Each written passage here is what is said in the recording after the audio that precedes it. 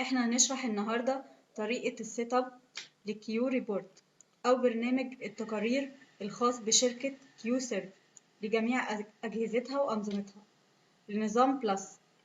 هنفتح السي دي الخاص بالبرنامج بتاعنا، هنلاقي الملفات بالشكل ده عليه. هنقوم بعمل سيت اب لسيكوال اكسبريس بما يناسب نظام التشغيل للكمبيوتر الخاص بكم، إذا كان 64 أو 32، وهنبدأ عمل السيت اب. Hello, today we're going to cover how to install the Microsoft SQL Server 2008 R2 Express Edition.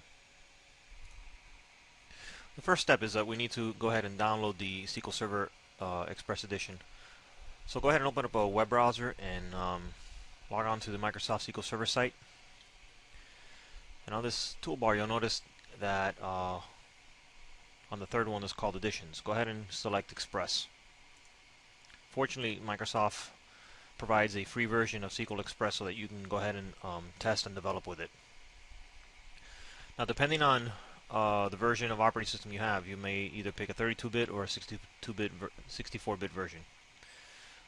Both versions also come with tools. For instance, if you need the SQL Management Studio installed as well. So for this example, I'm going to go ahead and download the 2008 R2 32-bit with the database tools. Okay, so the download page appears. Go ahead and click on the Download Now button. And when prompted for the download, go ahead and right click and say Download File.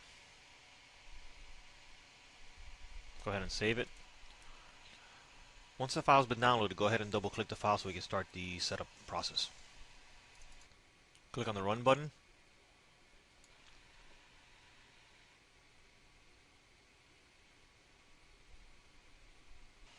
Okay, at this point in the installation wizard, we're going to go ahead and choose a new installation.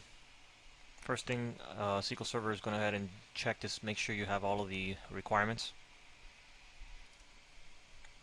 Okay, the next thing is to read over the license terms and either accept or cancel the installation. We'll go ahead and accept the terms. Click on Next.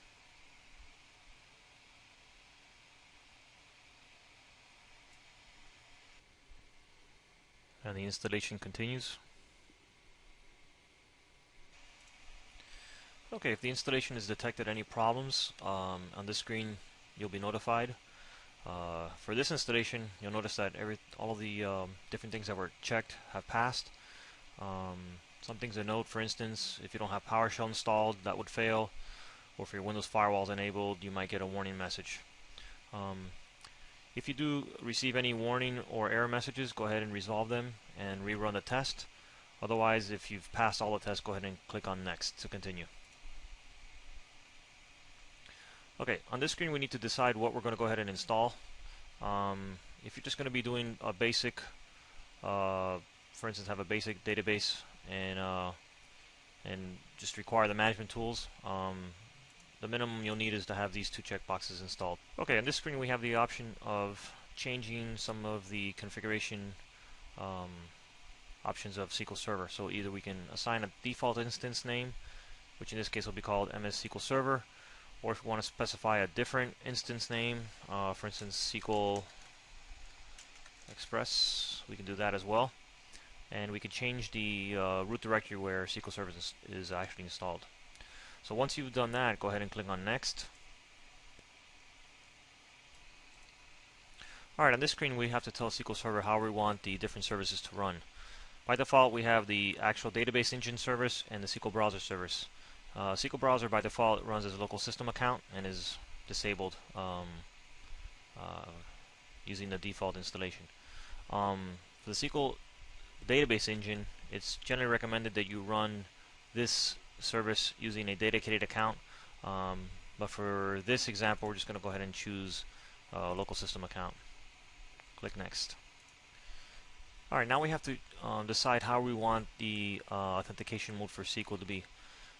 For instance, the default is using Windows authentication mode, or if you plan on connecting to SQL Server using local SQL Server accounts, you'll have to choose mixed mode.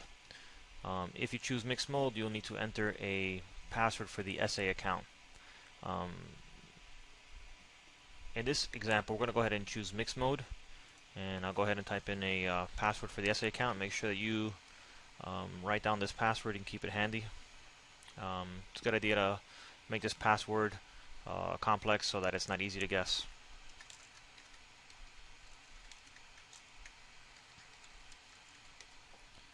Now again, I'm choosing mixed mode so that we can authenticate to SQL Server either using Windows authentication methods, or we can use locally defined SQL Server accounts.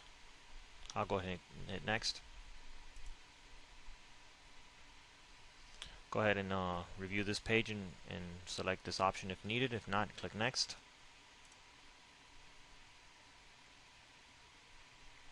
And SQL Server is going to begin to install.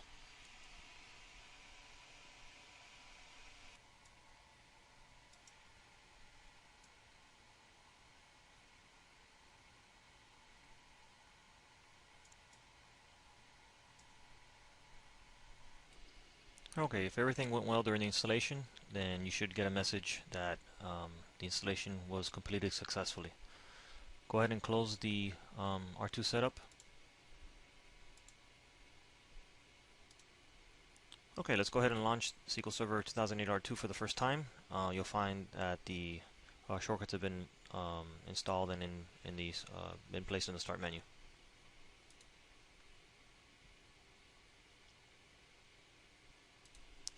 Okay, when the Connect to SQL Server dialog box appears, go ahead and click on Connect.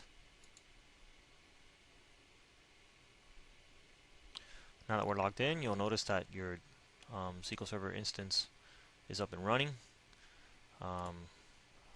Obviously there's no databases that have been installed as of yet, but you can go ahead and start creating your databases.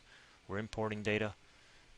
You can also click on the new query button, and you'll be able to, for instance, write SQL queries such as select, insert, into, so on and so forth against the databases that you create or import. Well, that's it for this tutorial on how to install SQL 2008 R2. Thank you for watching.